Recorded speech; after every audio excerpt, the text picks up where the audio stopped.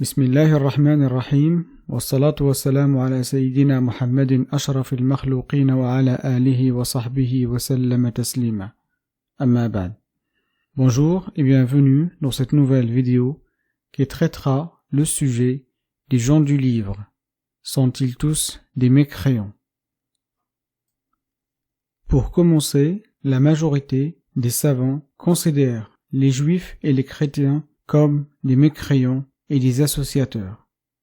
Une minorité les considère croyants, mais avec un défaut dans leur croyance.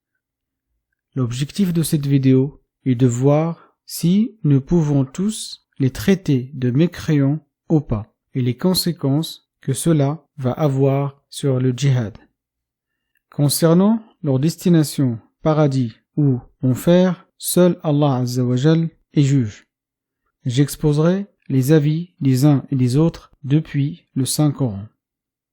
Commençons par le cas, tous les gens du livre sont des mécréants et associateurs. Ce verset est une des preuves de la majorité, même si la minorité s'accroche au mot parmi en disant qu'Allah Azza wa Jal a exclu une partie des gens du livre, pas tous. Ce deuxième verset est plutôt clair sur leur mécréance. Pourtant, la minorité dit que ceux qui disent que Allah subhanahu wa ta'ala est le Messie, le Masih, astaghfirullah, ne représentent pas les chrétiens d'aujourd'hui. Ce verset aussi traite les gens qui disent que Allah subhanahu wa ta'ala est le troisième de trois sont des mécréants. La minorité se défend en disant qu'à la fin de ce même verset, Allah Azza wa Jal affirme que c'est juste une partie d'eux qui dit ça et pas tous. Exposons maintenant les versets de la minorité. Dans le Coran, quand le discours est destiné aux gens du livre, Allah Azza wa Jal les appelle Ya Ahl al-Kitab. Il aurait pu utiliser Ya Ayyuhal Kafirun. Ya Ahl al-Kitab est répété 12 fois. Alladhina utul kitab 16 fois.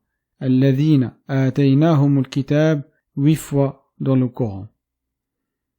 Dans ce verset, Allah Azza wa Jal nous parle à nous, la communauté de Muhammad sallallahu alayhi wa sallam, puis dit si les gens du livre croient en Muhammad sallallahu alayhi wa sallam, ça serait mieux pour eux.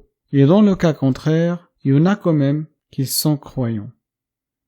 Ce verset vient à la suite du précédent pour expliquer les caractéristiques des croyants parmi les gens du livre. Allah Azza wa Jal dit qu'ils ne sont pas tous pareils, parmi eux il y a des bons.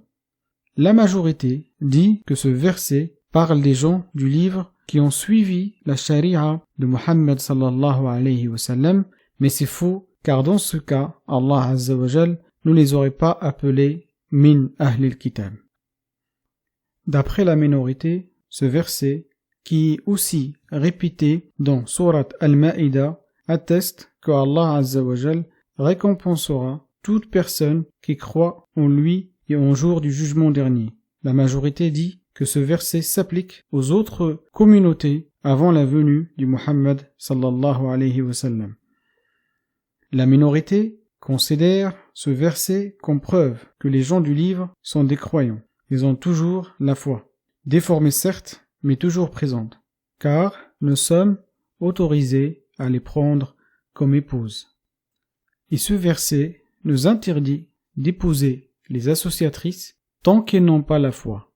Si les femmes des gens du livre sont permises, c'est qu'elles ont la foi.